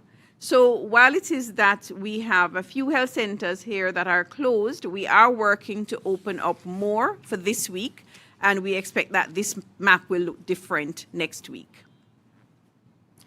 But in addition to the health centers and the spaces that our services are normally provided in, I want to ensure the public that our health promotion and education teams are out. So they are visiting communities that are remote and providing information on how it is that you care for illnesses, how it is that you prevent illnesses, in particular leptospirosis and dengue. We also have teams that are out offering psychological first aid. So these are separate from what has been happening at the health center. We have our vector control teams also out in the community. We also have specific combined service outreaches to cut off and hard-hit communities, especially when we hear of a community that has been cut off and persons are not getting service. Then we make a special outreach to get to that area with many different services so that they can be served at one time. And we also have the shelter visits that are going on. The public health team routinely visit the shelters. And now the public health team is coming with the NHF bus. They're coming with the curative team, with the doctors and the nurses, so that they're able to see the patients there. And then we have the community health aides that are carrying out their regular home visits, redirecting the clients. They're doing dressings and they're doing the antenatal checks. So in this way, we're not just restoring our sites, fixed sites for normal service, but there are several groups of outreach teams that are out there in the communities trying to really form a net over the entire area that is affected. So just a quick look at secondary care. We know that Black River Hospital was affected and that a field hospital has been established there. Next slide. So at the Black River Hospital, Minister would have advised that we had 1,271 patients that were seen from November 6 to 25. They had 70 admissions, 2 cesarean sections and 14 other major surgical procedures were done at the field hospital. While at Black River Hospital, we also have serviced there. 752 patients have been seen there since the hurricane. We've had 19 normal deliveries done at an area that has been set up close to between the health center and the hospital, and that's where deliveries are being done. And we have not resumed our outpatient clinics. However, the patients have been turning up on their clinic dates, and they are being seen at the Black River Hospital. So this is just to ensure the persons in St. Elizabeth that there is service at this site. We are fortunate to have the field hospital as well as we have service also at the hospital. So persons must come in when it is they're having any problems. In Falmouth, in Trelawney, the same, in that we have the field hospital that has been established. This hospital had over 80% damage to the roof. And next slide.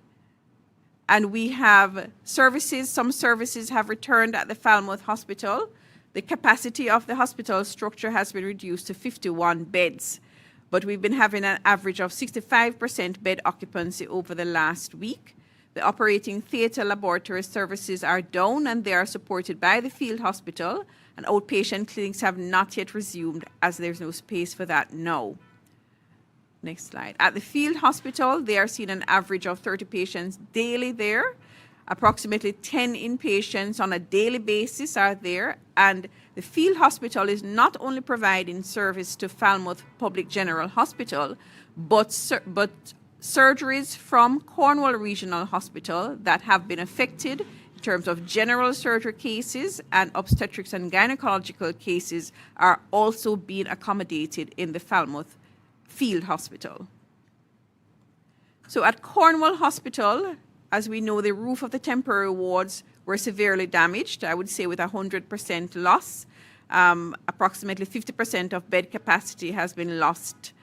And the damage would have resulted in a severe compromise of spaces, meaning that the accident and emergency department is overcrowded at this time, as there is a shortage of bed spaces to move patients to the wards, and of course the ward spaces are also overcrowded. And so the field hospital that is to come, that will offer additional bed space, will help to decompress the hospital so that persons can be better spaced.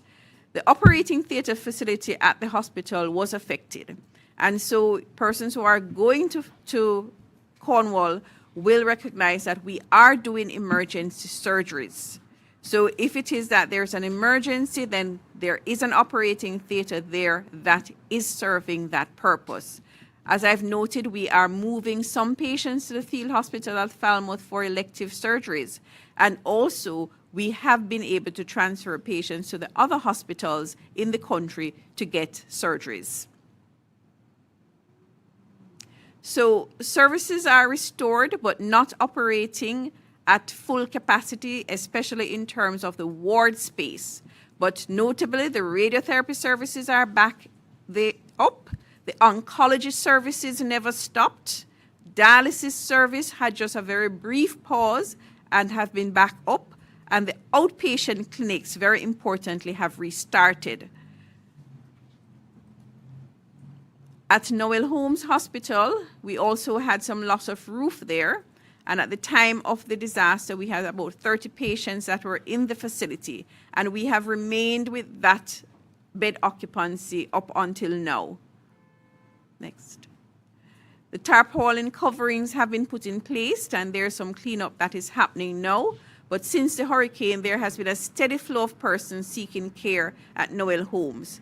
We've had a total of 27 deliveries that have been done since the hurricane, which is an increased number for this hospital, but they have been able to accommodate this. We've had 933 patients that have been seen in the emergency department, and about 34 patients that are on beds in the hospital on a daily basis.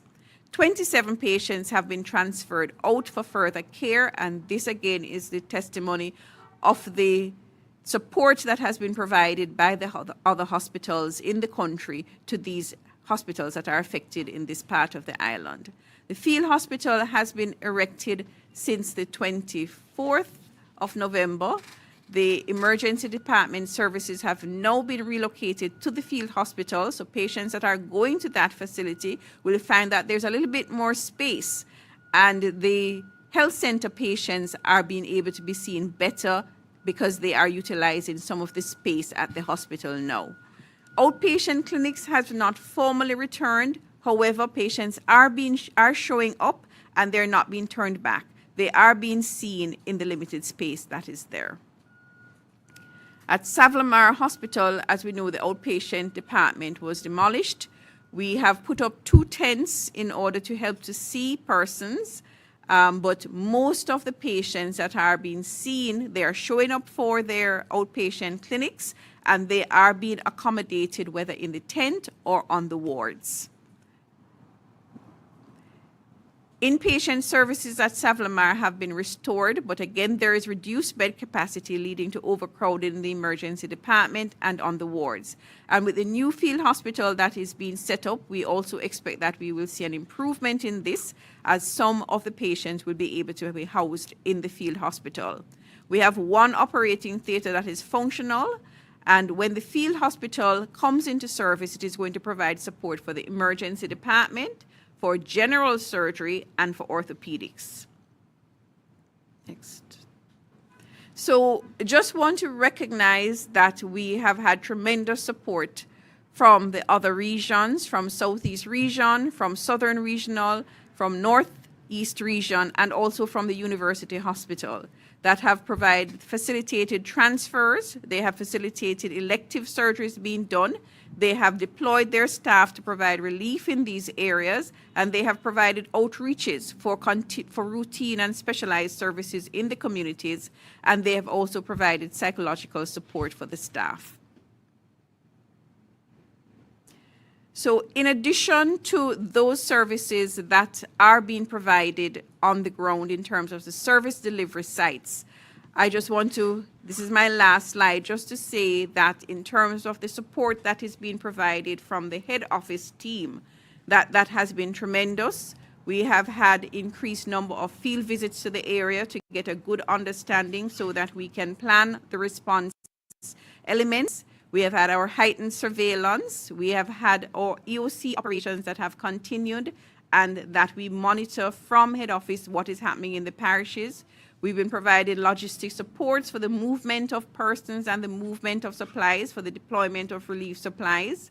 We have been providing support to our healthcare workers. We have been looking at how it is that we manage waste management, putting in other methods of dealing with this. We have done a tremendous amount of development of new educational materials and materials to be put out to the media so that persons can be informed.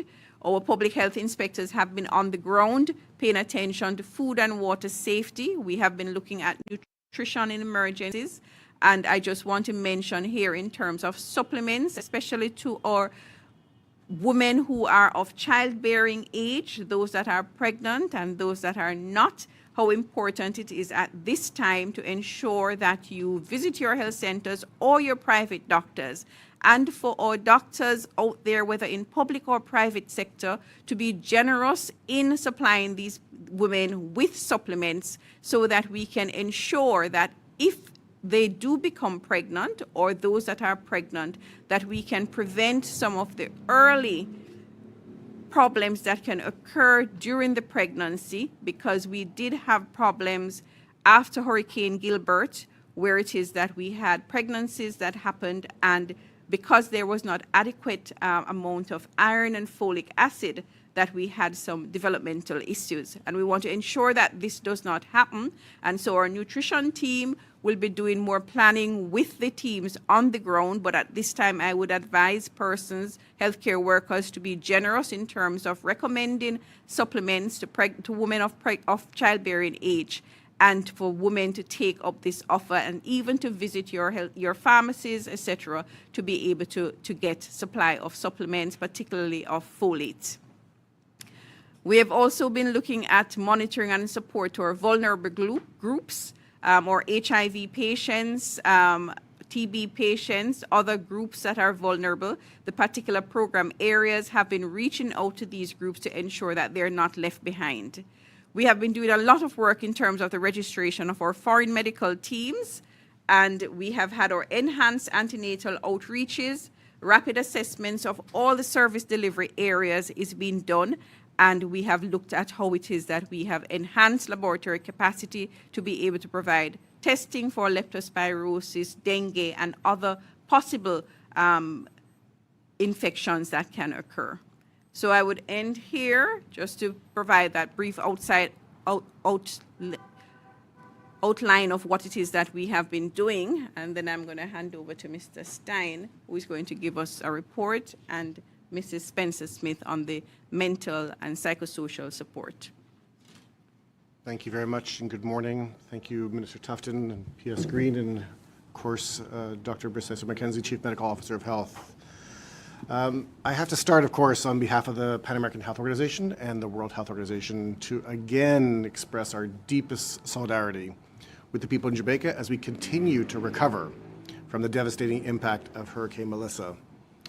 So beyond the visible destruction of homes, schools, and infrastructure, we must recognize the invisible wounds, the emotional and psychological toll that such disasters unfortunately leave behind. So in these times, mental health and psychosocial support are not optional. They are essential. When individuals have lost loved ones, livelihoods, or a sense of safety, their emotional state is fragile.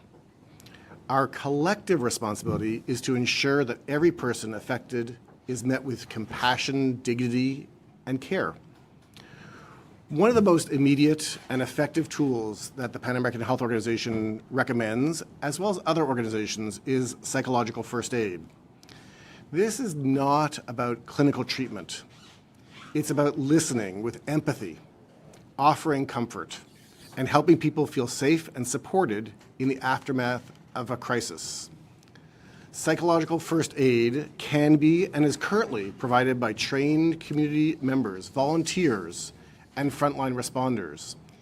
It is the first step. It is first aid in restoring hope and stability. At the same time, we must recognize, and we do acknowledge, that some individuals will require enhanced interventions.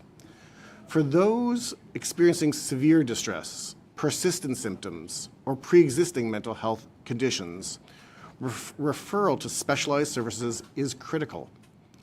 This means working with the health system and its health professionals so they are equipped to provide counseling, psychiatric care, and long-term support when and where it is needed. I want to emphasize that this work is delicate. In providing first aid, persons are engaging with people at their most vulnerable moments. That is why the Ministry of Health and Wellness and PAHO recommends and strongly advocates adherence to quality standards in all mental health and psychosocial support activities. Every action, every interaction, every activity must be guided by respect, confidentiality, and sensitivity.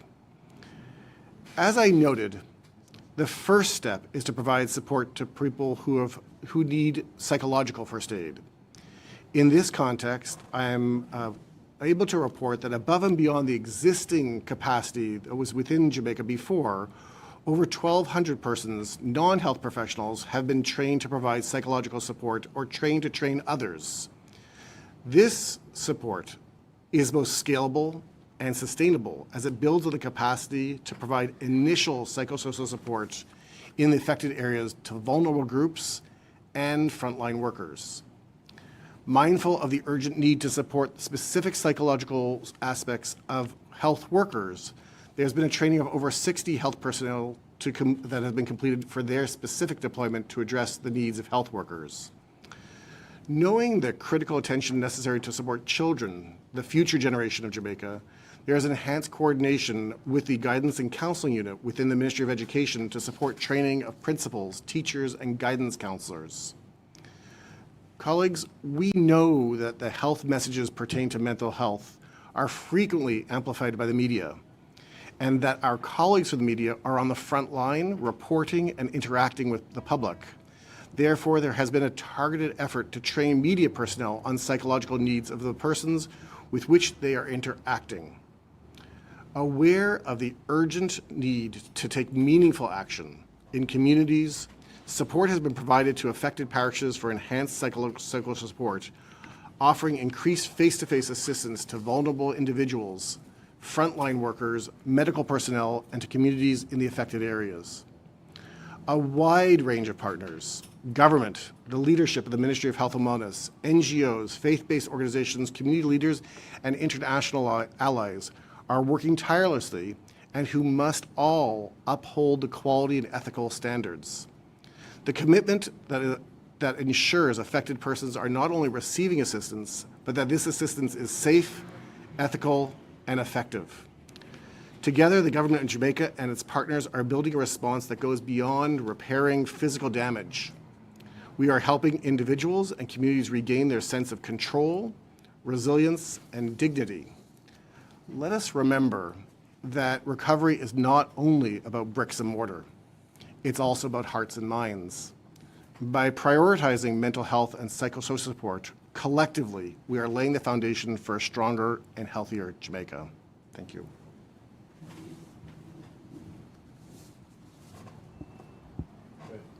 Good morning, everyone.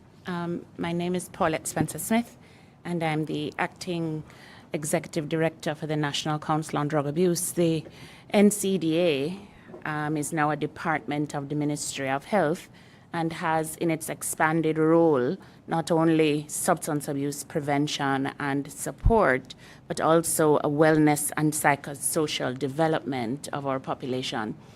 Today, I'm going to be talking to you about a special project to be able to support the staff welfare for healthcare workers in the Ministry of Health. Our current state is that all healthcare workers are not back to normal. The region with the highest staff impact would be the Western Regional Health Authority, second highest being the Southern Regional Health Authority. The highest level of homelessness is in the Western region. Communication systems remain poor. Most communities that staff belong to are without light or water. Workplaces in many times have unreliable support of power, but 80% of staff members are on the job. So when we look at where it is that there is impact, the numbers for the Western Regional Health Authority is 1,512. And we'll talk a little bit more about what that impact looks like. We can go to the next slide. When we talk through what damage looks like, a minor damage is reported as the home is still livable. Moderate damage is where perhaps a section of the home has that roof gone or broken doors and windows, and that there is some kind of hurricane debris that is around. Major damage is where all sections of the home have been impaired. And destroyed or homeless, the home is completely destroyed. So we want to be able to look at the next slide that now talks through where are we at. So overall, for all regions, we have most people most staff members indicating that they are having moderate damage. Minor damage is at 741. Major damage is 530, but we have 217 staff members that have been destroyed and are now homeless. When we break that down into the region, you will see that by region, of course, the Western region is supporting the greatest level of homelessness as well as the greatest level of major damage. When it is we ask staff what are the needs that they have prioritized these needs to be able to indicate that what it is that they need now is assistance with repairs to windows, doors, and roofs.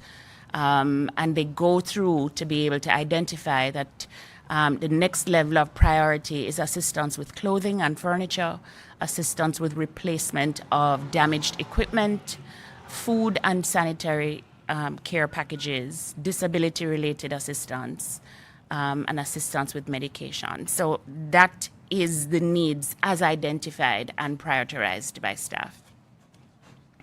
Our staff welfare plan is to reach the affected staff with welfare support that enhances their personal recovery from Hurricane Melissa and to support their efforts to provide quality health services. And we have the principle that we call CARE, which is connect, acknowledge, restore, and empower.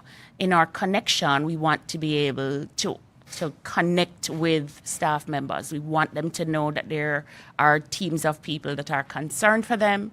We want to be able to acknowledge the trauma. We want to be able to restore them to support, and we want to be able to empower them with psychological skills to be able to support stress management. We have 4 domains that we are going to be working through. They are physical, psychological, financial, and environmental, and Minister in his presentation talked about that. Let's look at what are some of the activities that we can expect. Between week 0 and week 4, our efforts really have been around assessment of the needs and the data collection. We are looking to be able to make sure that we have a national, robust database as to what the needs of staff members are. And then we have moved to be able to identify how we can provide support packages, which may include PPE, tarpaulin for their homes, environmental cleanup groups, and some psychological first aid for them. There is a significant need for accommodation support with short-term rentals or lease agreements for staff members. Week 4 to 12, the concentration is really around coordination of financial benefit, how it is that we can connect them to what exists, and perhaps a negotiation for special loan arrangements that are going to be made to health care workers. For psychosocial support, we are going to engage psychologists contracted for their on-site support, support to be able to get document retrieval, because many people would have lost some critical pieces of documents, and to be able to provide coping skills and stress management programs. For environmental support, the policy is seeking to be able to work through staff policy reviews to make sure that it is more in keeping to prevent staff burnout. We want to be able to advise the public to be patient with your healthcare workers at this time. They are people that are under significant strain, and we want you to be able to take all necessary precautions to remain healthy. If it is that you are in the business sector and would like to be able to support, please give us a call and let us know how it is you would like to help. Thank you very much. Okay, thank you very much. There you have it. You've gotten a fairly comprehensive overview on the efforts by the ministry to respond and to build back and to provide services to our both internal stakeholders, staff, but also the patients that we serve. Thank you again for listening. It's been a little lengthy presentation, but we do believe it's necessary. And so we hand over now to Stephen to see if there are any questions or any clarity required. Thank you very much, Minister. So I'm inviting our media colleagues on the Zoom to use the raised hand feature. If you want to pose a question to the panel, you may do so using the raised hand feature on Zoom, or if you want to pose your question in the chat to the members of the panel based on their presentation this morning.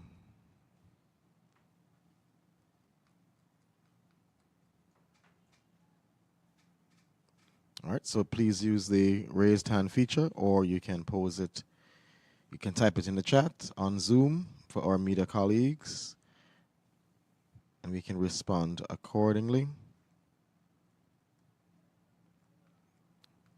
All right, Minister, we're not seeing any requests, so I'll just hand to you for your closing remarks. All right. I think we have been very clear. Thank you very much for listening, and we will keep you informed. Thank you.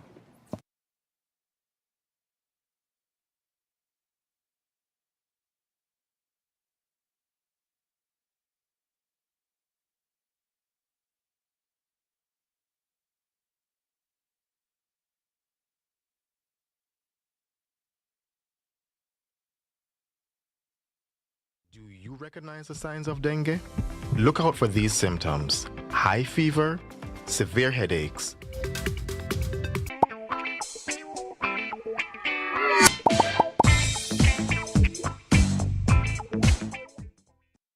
I go show them my way of justice. I'm abused. I need legal advice. I don't deserve this. The truth of the matter is, justice there for all of we. The Ministry of Justice has trained more than 5,600 persons in restorative justice practices. More than 200,000 victims have been supported by the victim services. Legal aid has reached thousands island-wide. Make we talk it out, not fight it out. Call 888 Justice today. Are you the owner of a micro or small enterprise who is looking to take your business to the next level? Do you want to raise money to grow your business? The micro market is a platform